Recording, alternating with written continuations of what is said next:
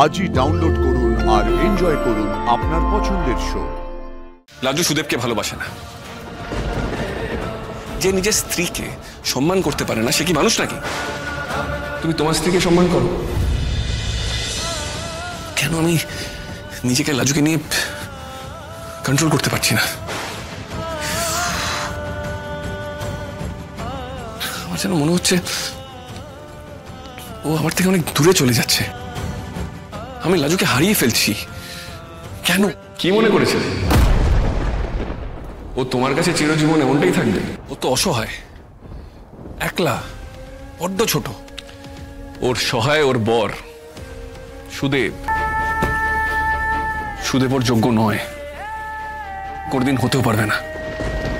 হতে পারবে না সেটা তোমাকে কি বলেছে? সুদেবকে লাজু ভালোবাসে, ও নিজের বরকে প্রাণ দিয়ে ভালোবাসে। আচ্ছা, লাজু তো তোমাকে অনেকবার বলেছে এই কথা। জাস্ট বিয়ে হয়েছে বলেই ও সুদেবকে নিজের কেউ ভাবছে। ওর ভালোবাসা ডিজার্ভ করার মতন সুদেব ওর জন্য কি করেছে সেটা তুমি মনে করো, কারণ তোমার কাছে সেটা ভাবা কনভিনিয়েন্ট। মানেটা খুব সহজ। তোমার লাজুর প্রতি একটা অধিকার বোধ, অন্যায় অধিকার বোধ জন্মেছে। তুমি সেই কারণেই সুদেবকে সহ্য করতে পারছো না, তাচ্ছিল্য করে উড়িয়ে দিচ্ছ। সুদেবের মতন একটা অপদার্থকে সহ্য করার কোনো কারণ নেই। লাজু সুদেবকে ভালোবাসে না। লাজু মনে করে ও সুদেবকে ভালোবাসে, সে কিন্তু সেটা ওর ভুল বোঝা। যে নিজের স্ত্রীকে সম্মান করতে পারে না সে কি মানুষ নাকি? তুমি তোমার স্ত্রীকে সম্মান করো।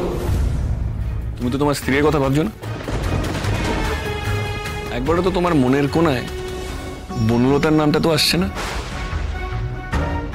তুমি তো শুধু লাজুর কথাই ভেবে চলেছ। আচ্ছা, এটাকে কি স্ত্রীকে সম্মান করা বলে? আমি এই নিয়ে কোনো কথা বলতে চাই না। অথচ কথাগুলো তুমিই বলছো অনুভব। তোমার মনেই প্রশ্নগুলো উঠছে। আমি তো আলাদা নই অনুভব, আমি তো তুমি। সত্যি করে বলো, তুমি কি নিজের স্ত্রীকে লাজুর কারণে মানতে পারছো না? ছি অনুভব, লাজু একটা কত ছোট মেয়ে, তার স্বামী আছে, সে তাকে ভালোবাসে। সেটা জেনেও তুমি লাজুকে... না না না না, আমি কিছু না। লাজুর উপর আমার কোনো দুর্বলতা নেই।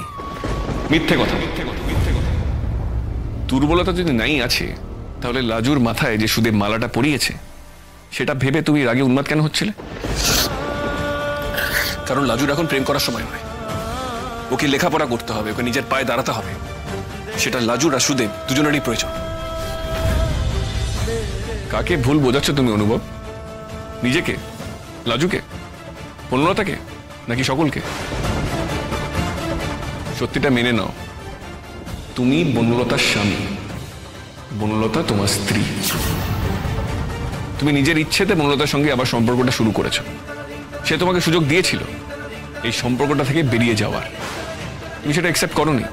ওই কাজেই নিজের মনকে বিক্ষিপ্ত না করে নিজের কর্তব্য আর নিজের দায়িত্বের দিকে মন দাও। লাজু তোমার কেউ না। লাজু তোমার কেউ না। এটা বারবার নিজেকে বলো, নিজেকে মনে করিয়ে দাও।